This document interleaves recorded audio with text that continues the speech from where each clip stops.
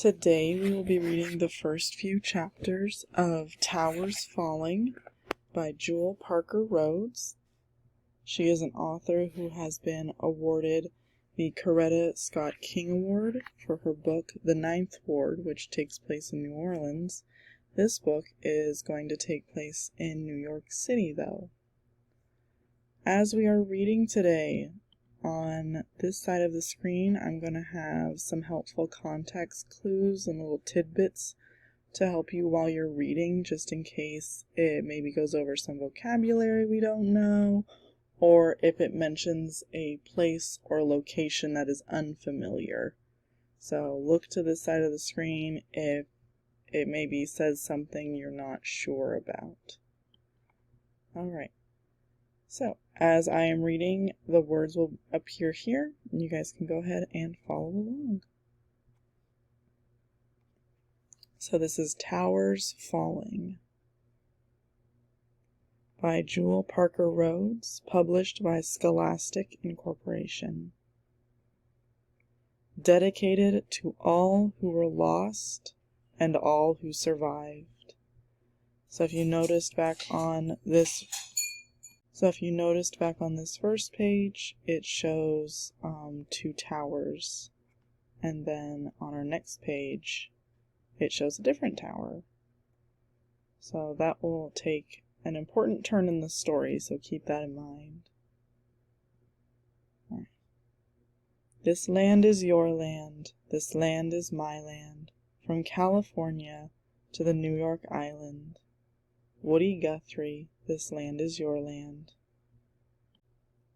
Chapter 1. New School. Pop groans. He's having bad dreams again. I hear Ma trying to comfort him. My little sister Letta squirms. I whisper, "Hush, sleep," and tuck the sheet beneath her chin. We share a bed. She turns on her side. Her feet kick my knees. On the floor, Raymond's arm clutches his pillow. He sleeps through anything. I never do. Even when we weren't living in one room, I heard Pop's nightmare groans, heard him and Ma arguing about money, arguing he needed to get a job.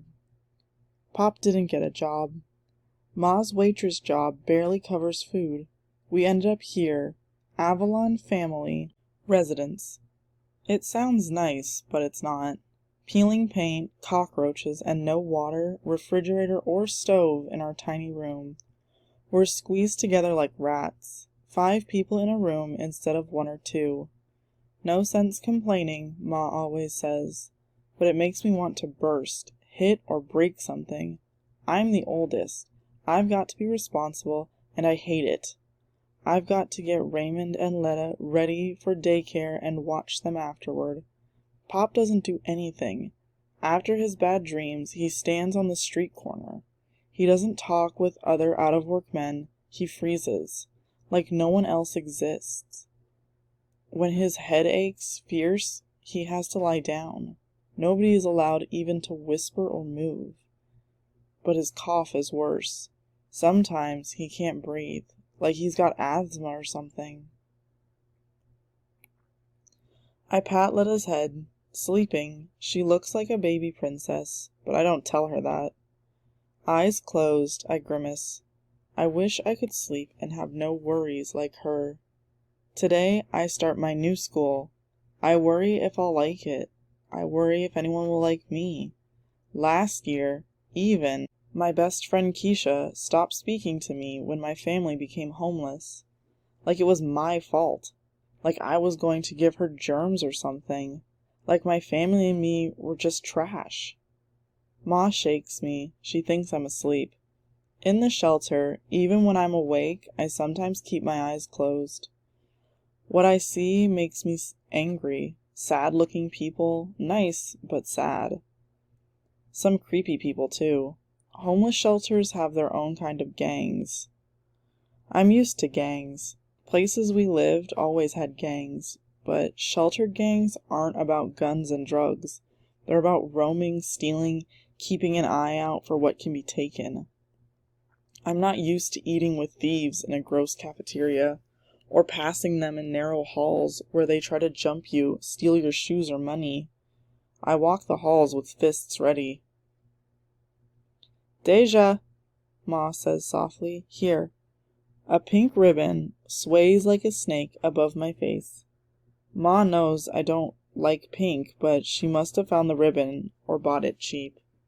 Thanks. You get ready now. I'll take Ray and Letta to daycare. You'll be late for work. Better than you being late for your first day of school. She doesn't smile. I don't remember the last time Ma smiled. She's always tired, with dark smudges beneath her eyes. Thanks, Ma. Her boss will yell at her. Even if she's just 10 minutes late, he'll pay her an hour less. Worse, I'm not sure I want to go to school. School doesn't help with real life. Double worse, Pop should get up, but he doesn't. He tosses and turns, tangling sheets. Pop's never any help. With Ma at work, I'm the one to tell Ray and Letta there's no money for ice cream when Mr. Softy truck chimes. No clothes without patches, no Nickelodeon. Our TV was sold months ago. I ball my fists. I could punch something. Instead, I get up, kiss Ma, and grab my clothes. I hope no one else is in the women's bathroom. I hope there aren't any boys trying to look in. Chapter 2. Homeroom. I quickly open the door. My mouth is pressed tight, mean. Arms crossed, I look around, daring anyone to disrespect me. But no one's paying attention to me. Everyone's giggling, meeting up with friends. What do you do? What do you do? I hear Disney World, Jersey Shore, basketball camp. I hope the teacher doesn't say, write an essay about your summer vacation. If she does, I'll leave that paper blank. Else I'll have to lie. Say eviction is the best vacation. Hearing Ma weeping and Pop wheezing, cracking his knuckles. While Letta sucks her pacifier double time and Ray holds my hand. I never lie. I won't. It's better to keep quiet. My family has never had a vacation, less Pop not working is a vacation. I do remember one afternoon in Central Park, Raymond had a blue and cherry ice. I had a pretzel with salt. I ate slowly, watching trees sway and squirrels leaping across the branches. Ma and Pop hugged. Pop even smiled. It was years ago. Letta wasn't even born. Besides, I don't like essays. Why write when you have nothing good to say? I'm just trying to get by. 8 more years. I'll be 18, and I won't have to live in a shelter or go to another new school. I'll be on my own, taking care of myself. I won't ever get evicted. I look at the kids. Boys wear Nikes and Converse. The girls wear earrings, charm bracelets. Everybody smells like new clothes. Funny how the homeless shelter is in a nicer part of town than I've ever lived before. There's an actual grocery store instead of a deli. Kids here are all colors. In my old neighborhood, everybody was black. Except for Avalon's ugliness, this neighborhood is richer. Brownstones with flower boxes instead of high-rises with ugly window air conditioners. I tug my t-shirt. It's a bit small. My belly button shows. My jeans are clean, but my feet are in flip-flops. My toenails aren't even painted. Slipping into a back row chair, I pull the pink ribbon off my ponytail, stuff it into my pocket. A boy 2 chairs away blinks behind glasses. What are you looking at? I'm Ben. I stare at the wimpy hand. It's pink and stubby. He sniffs, pulls his hand back, uncrosses his legs. Cowboy boots. I can't believe it. Who wears cowboy boots? I'm new too. Isn't that why you're sitting in the back? I give him my meanest stare. Not talking to anyone. My cheeks feel hot. I don't like anybody figuring me out. I'm not talking to you, I snap. I talked first. I think Ben's sassing me, and I ought to hit him. But his face is round, doughboy soft. Pleasant. Don't know why I'm thinking pleasant. Never used that word before. But it popped inside my head. I exhale. Ben reminds me of Raymond. Not street smart. Just nice in a dumb kind of way. The classroom is bright and fancy. Streamers decorate the walls, and pictures of books are thumbtacked on a bulletin board. There's even a bookcase with new books and 2 red beanbag chairs.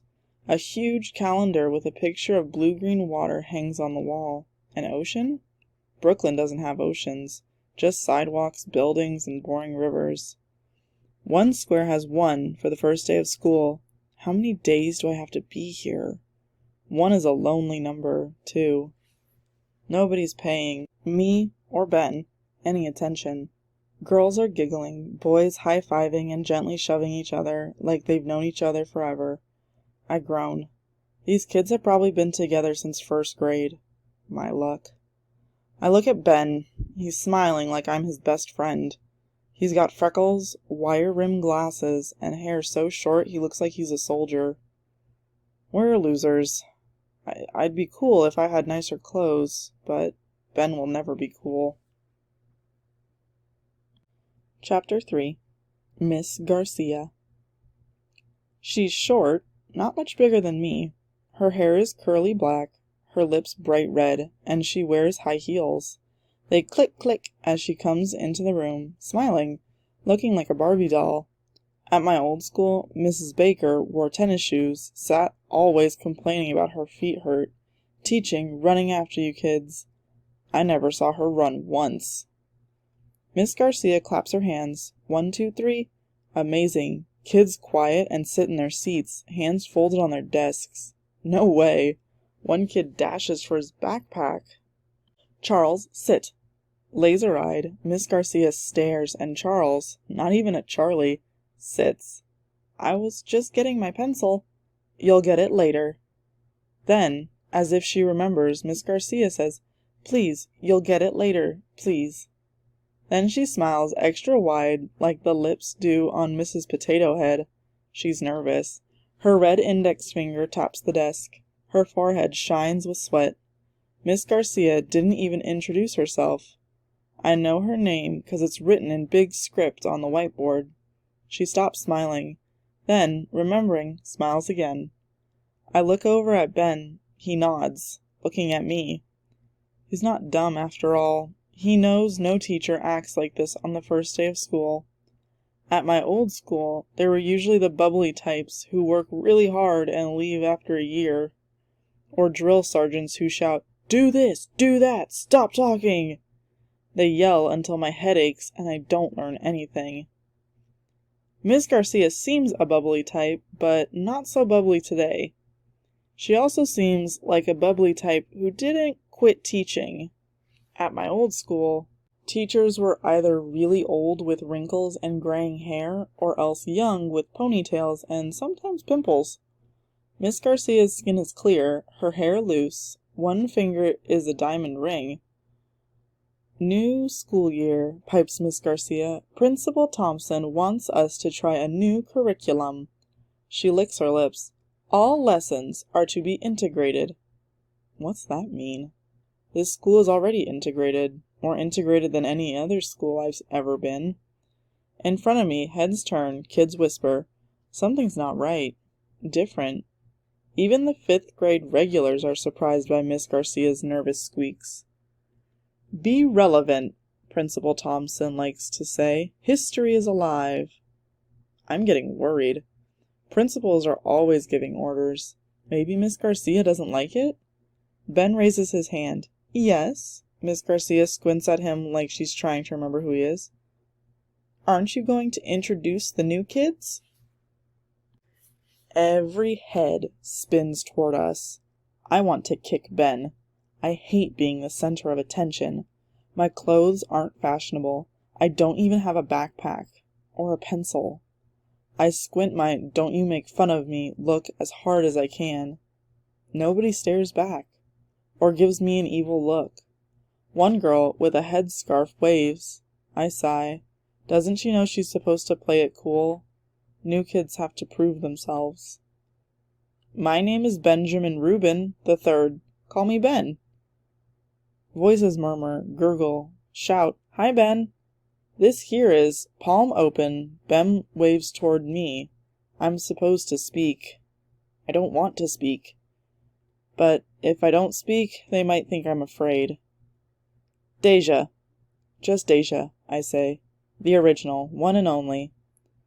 I don't say my last name because in my old neighborhood, folks knew the Barneses were really poor. Saw boxes of our clothes, Ma's trunk, her hope chest, she calls it, broken in the street. Saw Letta hanging on to her raggedy baby doll. Raymond crying, me helping Ma and Pop stuff what they could in our car and still have enough room for 5 of us to sleep. After a month living in the car, we got a room at Avalon. Welcome, says Miss Garcia. I notice this time her smile is for real. We don't get many new students, especially in 5th grade. Nope, says the girl with the scarf. We're a small school. Most of us have been friends since 1st grade. I knew it. Welcome, Benjamin and Deja. Students say hello to Ben and Deja. Kids say hi. Some say their name. I'm surprised.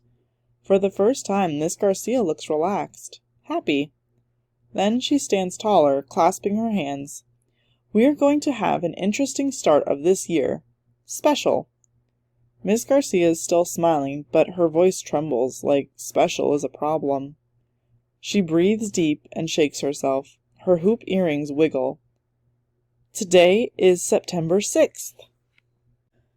This is an important week, says Miss Garcia, looking left at the wall of windows. An important month. I'm worried again. It's September. What's so important about that? School always starts in September. Miss Garcia claps her hands again. 1, 2, 3. We all quiet. Our first essay. Please write about your summer vacation.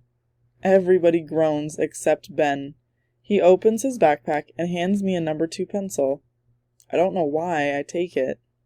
Sabine, please pass out the paper. The girl from earlier leaps up. Teacher's pet, I think. Sabine is smiling, passing lined paper to the left then to the right, between aisles. Some kids even say, thanks, Sabine. She pauses, looks at me. She looks at Ben. She looks at the 2 empty desks separating us. Here.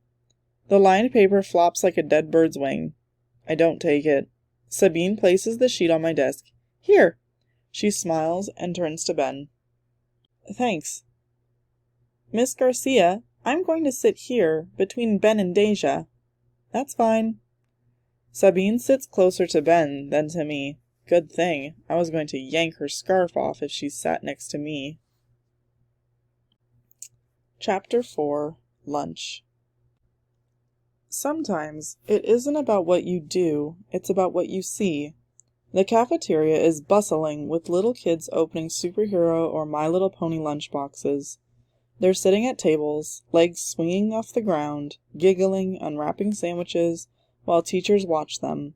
Older kids, 4th and 5th graders, are in line as women with hairnets pile their trays with spaghetti, a fruit cup, and a cookie. Sabine grabs a carton of milk. Ben's got a paper sack, but he goes through the line and grabs an apple and an orange juice. Then they pay. I spin around, push through the flapping doors, and walk into the hall. It's quiet. Everybody's at lunch, including the teachers. These halls are calm, clean. My stomach rumbles. I sip from the water fountain. I like the hallway walls, painted sky blue and bright yellow. No curse words or graffiti. Most of the walls are blank, but there's a sign for each grade. 1st grade, Mr. Brennan. 2nd grade, Mrs. Shear. All the way up to 5th grade, Miss Garcia. I think the classes are going to decorate the walls with art and class projects. 5th grade will probably post summer vacation essays. My page will be blank. I walk farther down. On the wall across from the girls' bathroom, there's a world map with colored pins. At the top, the sign reads, Brooklyn Collective Elementary, who we are, where we're from. Blue pins poke New York, and there's thread like spiderwebs cutting across the map to new pins, all different colors, poking at England, the Dominican Republic, Africa, India, and more. Where are you from? Asks Sabine, appearing next to me. I try to ignore her. Go away, I think. She's munching a breadstick. I'm from Turkey. See, that's my string. I'm not really Turkish. That sounds funny, doesn't it? But my grandparents came from Istanbul. Ben, where are you from? I groan. Can you two leave me alone? Arizona. To the side of the map there are extra pins with strings. Sabine picks a new pin and punches it into New York, then stretches the dangling thread far west to Arizona.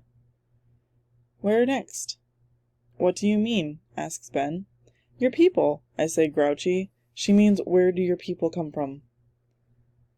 Your heritage, mumbles Sabine, her mouth full of bread. My grandmother was from Mexico. Do you speak Spanish? Asks Sabine, hopeful. No. Too bad.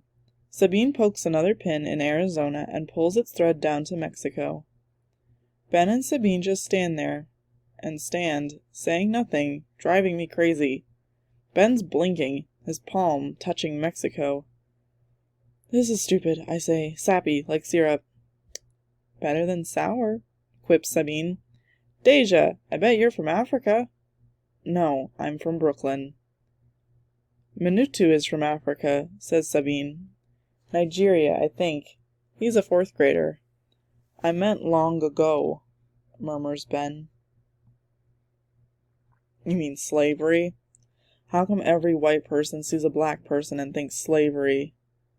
You're African American, aren't you? Yes, but I'm Jamaican too. My ma is from Jamaica. Oh, says Sabine. We don't have Jamaica. Let's stick an orange pin. There. Ben holds out a sandwich. Tuna, he says, not looking at me, just studying the map. I lick my lips. I didn't have breakfast.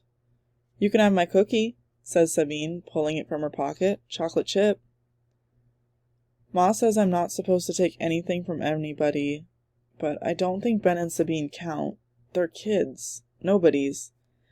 I bite the sandwich, tasting sweet pickle in the tuna. Immigration, Ben murmurs. 4th grade. America is a land of immigrants, our book said. I scowl at know-it-all Ben. Some were forced. Slaves, Sabine nods. Apache. They were overrun, killed, their land stolen. Sabine and me both look at Ben. With his index finger he pushes his glasses high on his nose. At my old school, we always talk about who was already here, in America. I never thought about that, I say. And I haven't. Why should I care anyway? Knowing about Apache doesn't buy me lunch. Lenape, says Sabine. 3rd grade we did a study unit. Lenape first settled what we call New York. Any Lenape go to this school? I ask, scowling. No, says Sabine. But it seems like everyone else in the world does. I stare at the map. Pakistan, Germany, Japan. The world is so big. Kids from all over. I pluck another orange pin. Orange for me. I push it into Africa's coast and angle the thread to New York. Thanks for lunch, I say. The bell rings. Come on, says Sabine. Ben walks. His cowboy boots clack on the linoleum. I trail behind, gobbling the rest of my sandwich. I hate Avalon family residence. I like here, walking these halls, amazed that Ben and Sabine, for no reason, decided to be my friends.